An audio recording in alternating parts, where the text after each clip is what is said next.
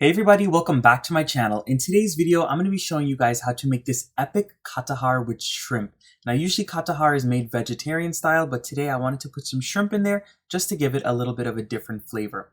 This video today is being sponsored by Bidesi East and West Indian Foods, so make sure you guys go ahead and check them out in Fort Lauderdale. I'll have their address and their social media information in the description box below, so you can check them out, buy some Katahar, and some other ingredients to put this dish together. The first thing that I'm going to start doing is preparing my curry paste. So I have some crushed garlic, some chopped culantro, some chopped pimento peppers, and chopped wiri peppers. All of those ingredients can be found at Bidesi East and West Indian Foods. And I also have my curry powder, a little bit of roasted ground geera or cumin, as well as some homemade masala. Once you have the garlic, the culantro, the pimento peppers, as well as your wiri peppers or hot pepper of choice in the bowl, you're going to add in your spices. So I'm going in with the curry powder, the masala, as well as that roasted ground geera.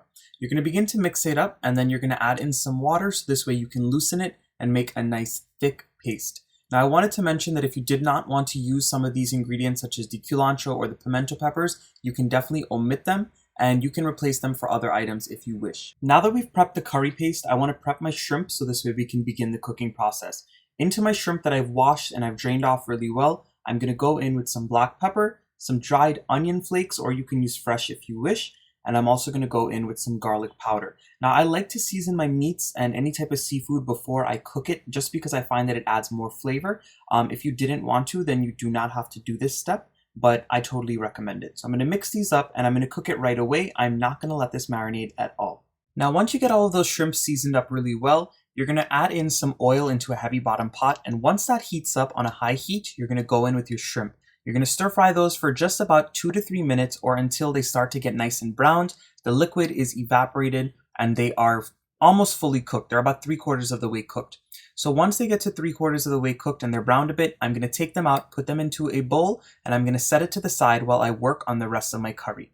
In the bottom of the pan where we had the shrimp cooking, you're going to see all of those beautiful brown bits. That right there equals flavor. So at this point, I'm going to go in with a little bit more oil and we're going to start to cook our curry paste. So that same curry paste we made with our culantro, the pimento peppers, the garlic, the curry powder, and the masala, we're going to add it in here and we're going to chunky it. What that means is we're going to sizzle it in that hot oil and we're going to cook it down for about 5 to 6 minutes or until the oil starts to release back from the spice mixture and the mixture dries up just a little bit. And once you add in that curry paste into your hot oil, you also want to add in just some salt. The reason why I do this is so this way you can start to build up the flavors of the dish and you can make the curry taste amazing. So I'm going to continue to stir this. I'm going to cook it down for about another 5 minutes. Just allow it to release that oil and allow it to dry down so this way the curry paste can cook properly. And after about 5 to 6 minutes, you're going to see that that curry paste has cooked down really well. It's nice and dry. The oil is being released and it's starting to stick just a little bit at the bottom. At this point, we're going to be going in with our sliced onions. And I always like to cook the curry paste first because it's great for beginners, especially if you don't really know how to cook curry. This way you ensure that that curry paste is cooked and then you can start adding in your other ingredients. So I'm going to saute this for about 2 to 3 minutes or until the onions soften up just a little bit. And after that 2 to 3 minutes, once you see that the onions start to soften up a bit, you are going to go in with your Katahar. So now if you go to Bidesi East and West Indian Foods, you will find that they have frozen Katahar that is already cleaned for you and it is already steamed. All I do is that when I get it frozen in the package, I allow it to defrost all the way. And once it defrosts, I just give it a quick rinse just in case there's any debris on it. And at that point, you can cook with it. And once you add that Katahar into the spice mixture, you're going to bunjay this down really well for about 4 to 5 minutes or until it really gets to sear in with the spices and marry with all of those flavors. And after 4 to 5 minutes of the Katahar bunjaying or sauteing with all of those different spices, it is time to go in with some coconut milk. Now, if you're going to make Katahar, you need to have coconut milk on standby. The reason being is because the coconut milk really adds that rich flavor that we all know and love when we're eating Katahar.